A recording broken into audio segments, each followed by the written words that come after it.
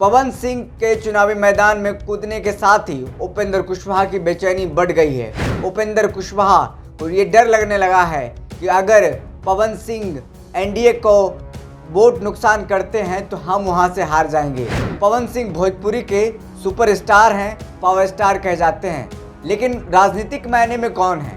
कार्यकर्ता है वो भारतीय जनता पार्टी के। उन्होंने प्राथमिक सदस्यता ग्रहण किया है। भाजपा ने साफ तौर पर उनको बिहार से चुनाव लड़ाने के लिए मना कर दिया और कहा कि नहीं, बिहार में टिकट नहीं देंगे।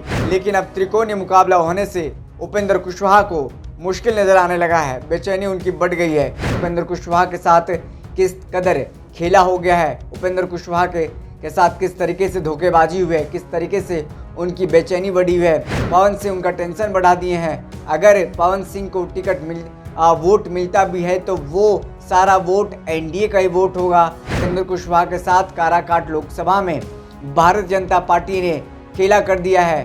प्रधानमंत्री मोदी ने खेला कर दिया है। अमित शाह ने खेला कर दिया है। उपेंद्र कुशवाहा के साथ बड़ा खेला हो गया है।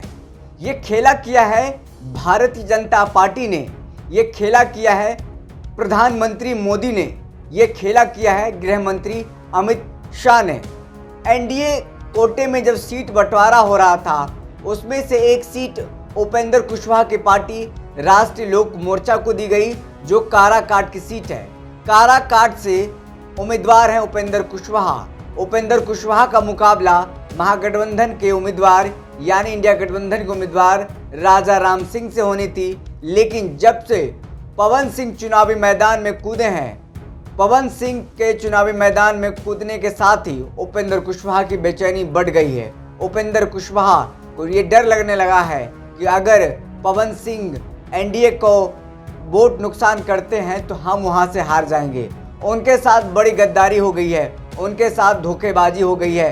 कई लोग कह रहे हैं, मुकेश सहनी भी कह रहे हैं कि पवन सिंह को भाजपा वहां से चुनाव लड़ा रही है ताकि उपेंद्र कुशवाहा काराकाट लोकसभा से जीत ना पाए। ऐसे में अब देखिए सवाल उठने लगा है पवन सिंह को लेकर के, भारतीय जनता पार्टी को लेकर के, अमित शाह को लेकर के, जो देश के गृह मंत्री हैं। पवन सिंह कौन है? पवन सिंह भोजपुरी के सुपरस्टार हैं, पावर स्टार कहे जाते हैं, लेकिन राजनीतिक मायने में कौन है, क्या है वो? हम आपको बता दें, कार्यकर्ता है वो भारतीय जनता पार्टी के। उन्होंने प्राथमिक सदस्यता ग्रहण किया है। वो लगातार भारतीय जनता पार्टी के सिंबल पर चुनाव लड़ना चाह रहे थे। आसनसोल से उनको टिकट भी दिया गया था, लेकिन किसी कारणवश उन्होंने टिकट को वापस कर दिया। वो 2019 में भी लोकसभा चुनाव लड़ने की तैयारी कर चुके थे। इस बार उनको टिकट आसनसोल से भाजपा ने दिया था, लेकिन किसी कारणवश वो टिकट वापस कर दिया और वो चाहते थे आरा लोकसभा सीट से चुनाव लड़े या बिहार के किसी भी लोकसभा सीट से चुनाव लड़े। भाजपा ने साफ तौर पर उनको बिहार से चुनाव लड़ाने के लिए मना कर दिया और कहा कि नहीं, बिहार में टिकट नहीं देंगे। ऐसे में उन्होंने खुद अकेले निर्दलीय तौर पर चुनावी मैदान में कूदने का मन बना लिया। वो पवन सिंह जो भारतीय जनता पार्टी के कार्यकर्ता हैं, आपने देखा होगा कई सभाओं में भारतीय जनता पार्टी के पवन सिंह नजर आए हैं। गले में भारतीय जनता पार्टी का पट्टा उनका लटकता हुआ नजर आ रहा है।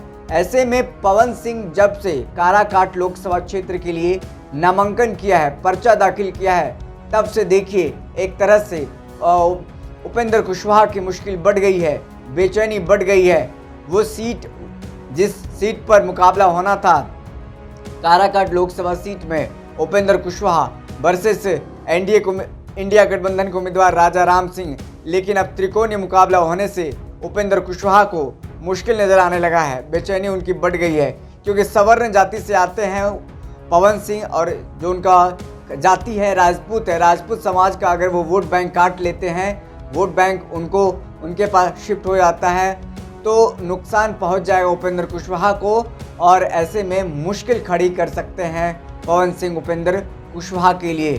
भारतीय जनता पार्टी ने उपेंद्र कुशवाहा को भरोसा दिलाया था, समझाया गया था, कहा गया था कि पवन सिंह नामांकन नहीं करेंगे, पवन सिंह को वापस पार्टी में ही बुला लिया जाएगा, पवन सिंह पर कार्रवाई की जाएगी, पवन सिंह चुनाव नहीं लड़ेंगे। इस चीज़ का भरोसा दिलाया गया था उपेंद्र कुशवाहा को कि उनको नामांकन नहीं करने दिया जाएगा, क्योंकि वो भारतीय जनता पार्टी के कार्यकर्ता हैं। नामांकन करेंगे तो उनको निष्कासित कर दिया जाएगा। लेकिन नामांकन करने के अगले दिन तक अभी तक कोई कार्रवाई भारतीय जनता पार्टी ने पवन सिंह पर नहीं की है।